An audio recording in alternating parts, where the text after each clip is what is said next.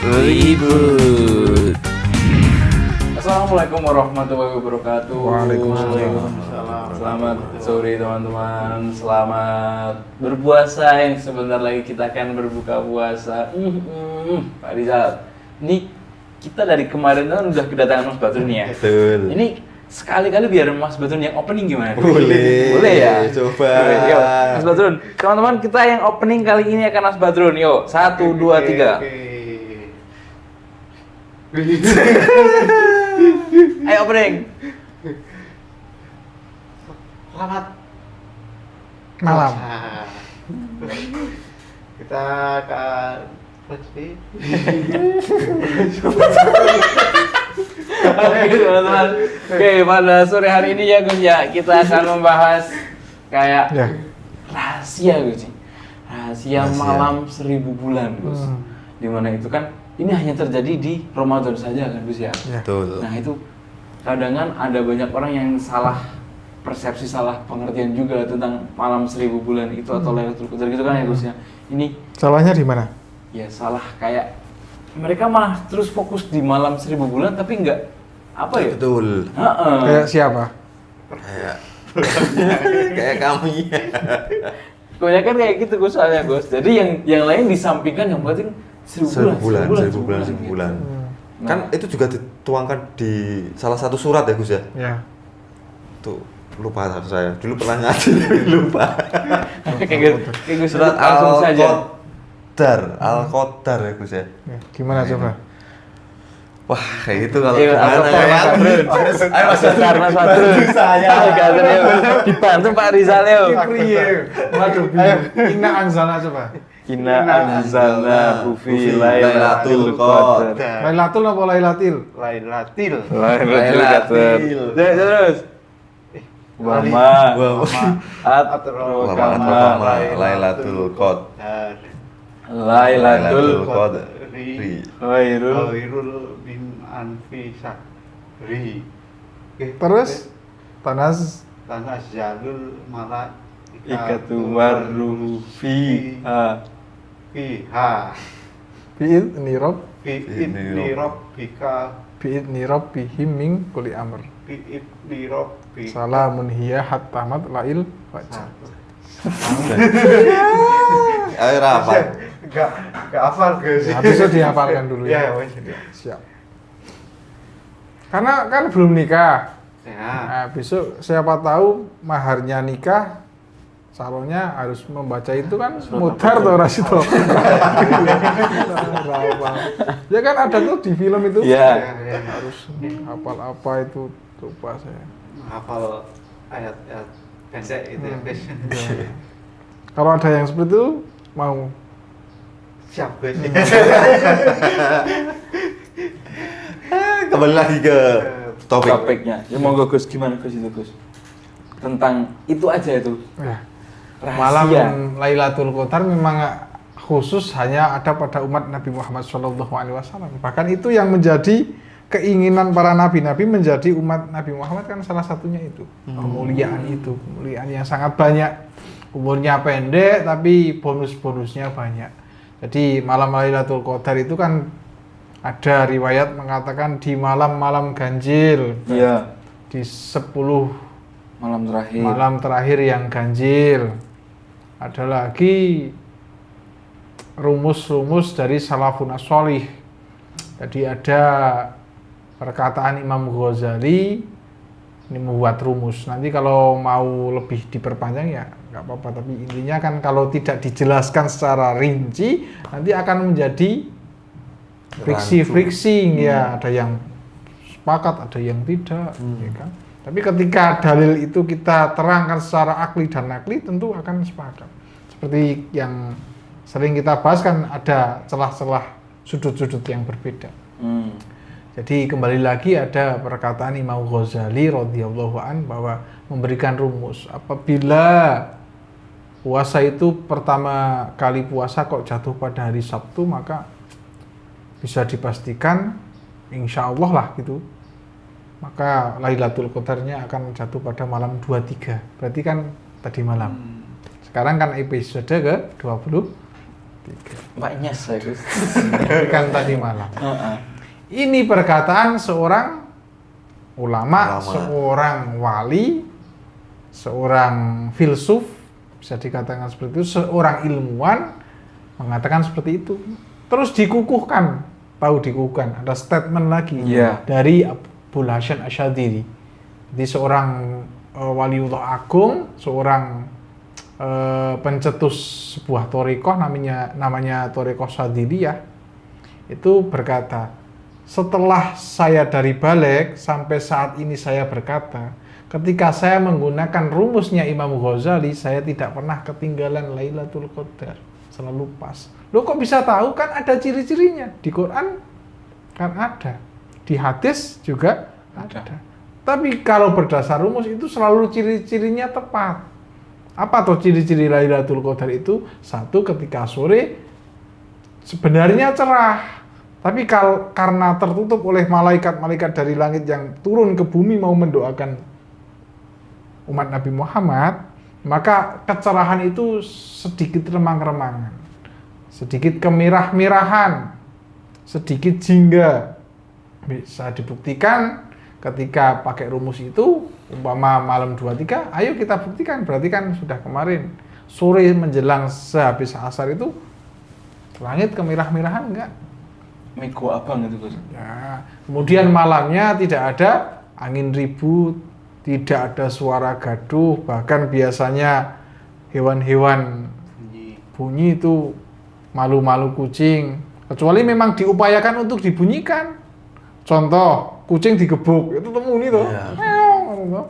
Waung dikeplak, ya kan? Mas Budi dikeplak. Tapi secara alamiah akan berkurang. Nggak ada hujan. Langit juga bintang itu kadang kelihatan, kadang tidak. Kelihatan, kadang tidak. Sebenarnya cerah. Tapi karena dikupengi malaikat yang begitu banyak, sayap-sayap malaikat bertebaran, maka walaupun malaikat itu barang gaib, makhluk gaib, ya kan? Tapi karena saking banyaknya juga akan mempengaruhi. Terus ketika terbit fajar juga sama, paginya cerah tapi tidak panas. Kenapa? Karena tertutup sayap-sayap malaikat yang kembali ke langit. Jadi kemerah-merahan. Dan selalu ciri-ciri itu seperti itu. Pas. Selalu pas. Kenapa kok sakit seperti itu? Ini perlu diterangkan sekarang atau kapan-kapan? Diterangkan sekarang aja Gus, ini menarik sekali. Kalau Enggak, waktunya masih cukup buat banyak ini. Gini, jadi kadang ada kan orang yang tidak percaya dengan Imam Ghazali. Iya. Karena hadis-hadisnya dianggap banyak yang tidak bersanad. Hadisnya dhaif, bahkan dianggap palsu. Ini terus bagaimana kita mau menjawabnya? Begini Mas. Imam Ghazali itu selain Ihya Ulumuddin, kitab yang sangat terkenal, juga mempunyai kitab tentang ilmu tib, tentang ilmu kedokteran. Dan ratusan tahun yang lalu, apa yang disampaikan dalam kitab kedokteran itu benar semua. Sebelum ada riset tentang itu. Contoh, umpama khasiat kurma, khasiat apa, kegunaan apa, tumbuhan-tumbuhan itu. Ternyata menurut riwayat loh, Imam Ghazali itu kalau berjalan, ibaratnya kurma, pohon kurma itu bilang, Imam Ghazali, saya itu kurma, khasiatnya ini. Kemudian jalan ada pohon kunir, Imam Ghazali, saya itu kunir, khasiatnya ini, kalau batangnya ini untuk ini, maka dicatat oleh Imam Ghazali. Makanya kok bisa tepat seperti itu, walaupun tidak ada riset, karena karomahnya dari Imam Ghazali. Ketika ada orang yang tidak mempercayai hadis-hadisnya, di dalam kitab Ihya kan banyak hadis. Yeah. Ketika diteliti kan tidak ada sanadnya Mas. Itu kenapa? Karena alasannya Imam Ghazali ketika itu, Nabi itu langsung rawuh, paham? Jadi kalau hadis dari Bukhari kan dinukil dari Bukhari, berarti ada dasarnya dari buku Imam Ghazali. Ini Imam Ghazali baru duduk, Nabi rawuh. Terus tercatat. Ya maka langsung qala Rasulullah, wong tidak ada sanadnya, wong langsung bertatap Muka. Loh, ini kan tidak masuk akal, gitu kan? Ya. Tapi di sisi lain kalau ada yang bilang ini tidak masuk akal, tapi kok yang kitab kedokteran yang bisa dibuktikan kok terbukti. Paham nggih? Ya. Ini menjadi analogi kalau yang hadis saja kita tidak percaya. Kalau masa sih Nabi bisa menghampiri rawuh, Nabi kan sudah meninggal. Loh, berarti tidak percaya dengan kemujizatan Nabi. Wong Nabi barang siapa bertemu aku di dalam tidurku ataupun terjaga, itu benar-benar aku, karena setan tidak bisa menyerupai Aku. ya kan? Makanya apapun itu kita harus punya keyakinan. Kita juga tidak keberatan kalau ada pemirsa yang tidak setuju dengan ini. Tapi ini sudah saya berikan perbandingan. Yang bisa diteliti sekarang diteliti ternyata benar. Sepertinya halnya lalat itu loh. Iya. Kan dawuhnya Imam Ghazali, pernah dengar? Lalat itu sayap yang satu racun, sayap yang satu adalah penawar. Makanya ketika ada lalat masuk ke minuman jenengan, kan kita tidak tahu sayap mana, kita celupkan semua saja. Ketika yang tercelup itu sebenarnya penawar, ketika ada racunnya nggak masalah. Ketika itu yang tercelup sebenarnya adalah racun, kita biar dapat penawar. Jangan langsung diangkat. Ternyata itu terbukti semua loh. Sekarang terus ini balik lagi Gus, ini kan masih di malam 1000 bulan ya. Nah, kayak bahas tentang Lailatul Qadar. Menurut agama Islam itu orang-orang yang bisa menjumpai malam 1000 bulan itu kayak harus punya kayak requirement. Iya, tentu orang yang sudah pemanasan dulu. Pemanasannya gimana? Ya. Kan kadang orang tahu sekarang mau nanti jam 8 mau main bola.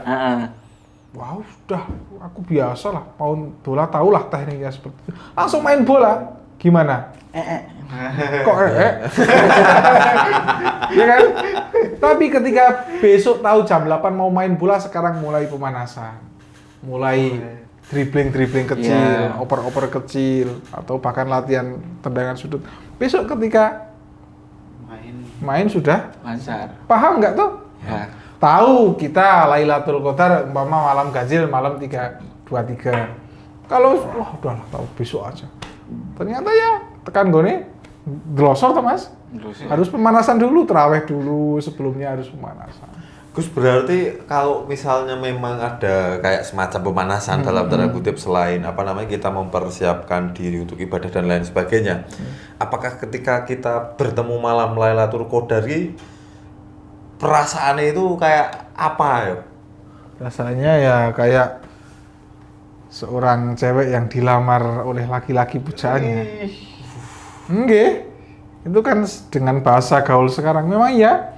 Orang itu kalau jadi Lailatul Qadar kan seluruh malam itu dirahmati. Iya. Tapi ada momen tersendiri saat ketika itu menjadi puncak Lailatul Qadar. Itu bagi orang yang khawas, orang yang terbuka mata hatinya, yang punya nuril basiroh, itu kan bisa melihat malaikat sujud, malaikat ruku. Kalau kita kan tidak bisa melihat kan tidak. Nah, itu kita dengan rasa punya, ya seperti itu. Jadi bisa dikatakan gundah gulana. Kenapa gundah gulana? Jane malaikat ki do bisi, ayo sholat iki lho Lailatul Qadar, ayo njaluk ngapura. Ini kan kita tidak mendengar, tapi karena terus-menerus hati menjadi bergetar. Kenapa tuh kok kayak gini? Galau gitu.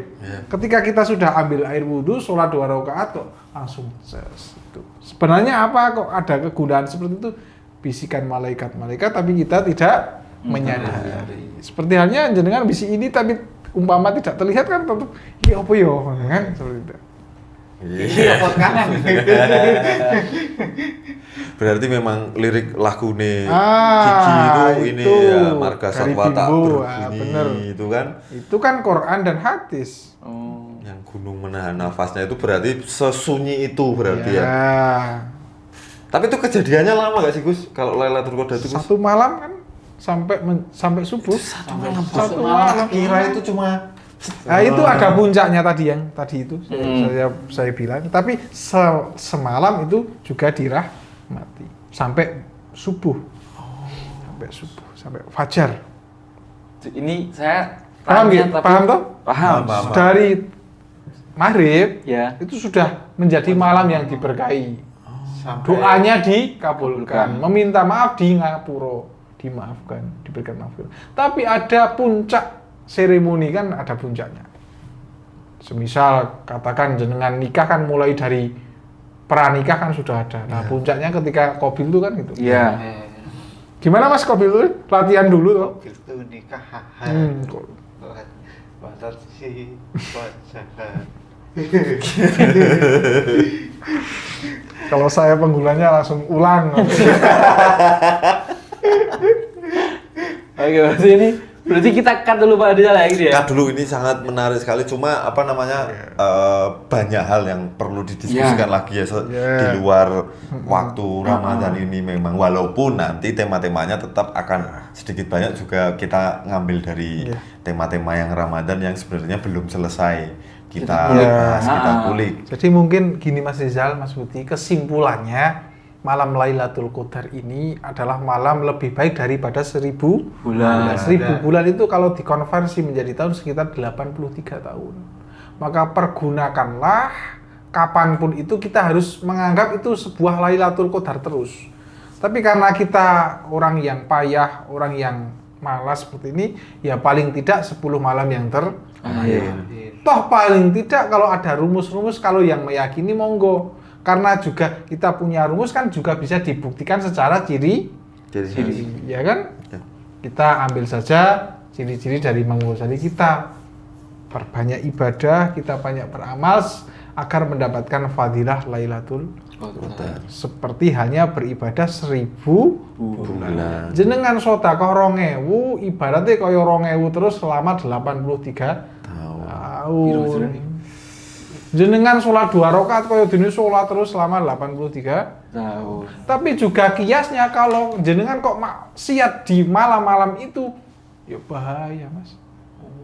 Ya nggih toh? Jelas. Mosok apik terus eleke ora kena dampak kan. Oke. Berarti kalau nikah pas Lailatul Qadar itu kan ibadah itu guys. Ya, ya benar. Benar. Itu kan tadi Berhubungan intim ketika dengan istri suaminya pada masa waktu malam Lailatul Qadar kok diniati karena mau beribadah juga selama ibaratnya selama 83 tahun berhubungan. Tapi bahayanya ketika salah niat. Maaf saja nggih, kita kan keluarga muda. Ya. Ya. Mungkin Mas Rizal melihat tetangganya agak maaf kan saya berikan contoh, jangan Mas Rizal lah, siapa gitu. Lihat tetangga nanti tak darani nyindir darani. Betul. Mas Badrun aja melihat tetangganya. Nah, Mas Badrun mau kan belum nikah. Suluh karir. Seumpama ada orang yang sudah nikah melihat tetangganya, terus kan paham nggih? Ya. ya. Di opo? Dibayangkan. Nah, itu juga makan Salah tuh. malah dosa. Niatnya. Makanya apapun itu harus diilmuni lah. Iya.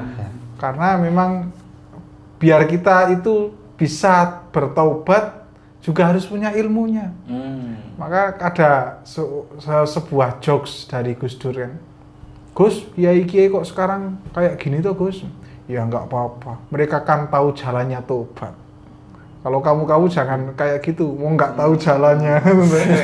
Itu kan jokes. Tapi maknanya kita harus husnul. Yeah. Karena orang yang melanggar hukum pasti orang yang tahu. Hukum. Kalau yang nggak tahu hukum kok melanggar, ya ampun. 14 sih. Tolong. Seperti itu, menarik sekali ini obrolan tentang Ini Lailatul nggak Qadar. terasa loh ini tuh. Ya, Betul sudah. sekali. Durasinya loh ini. 19 menit Mas Budi, tapi Yang edit. masih banyak yang harus kita bahas di pertemuan-pertemuan berikutnya Mas Budi. Oke, kita Semoga ada cukupkan manfaatnya lah. sampai sore hari ini teman-teman. Terima kasih udah menonton. Jangan lupa klik subscribe, like buttonnya, nyalakan lonceng biar gak ketinggalan tentang Gimana bunyi episode- loncengnya?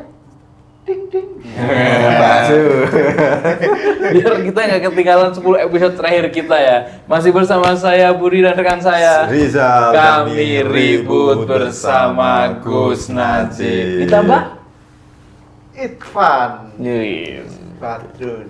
Terima kasih teman-teman. Assalamualaikum warahmatullahi wabarakatuh.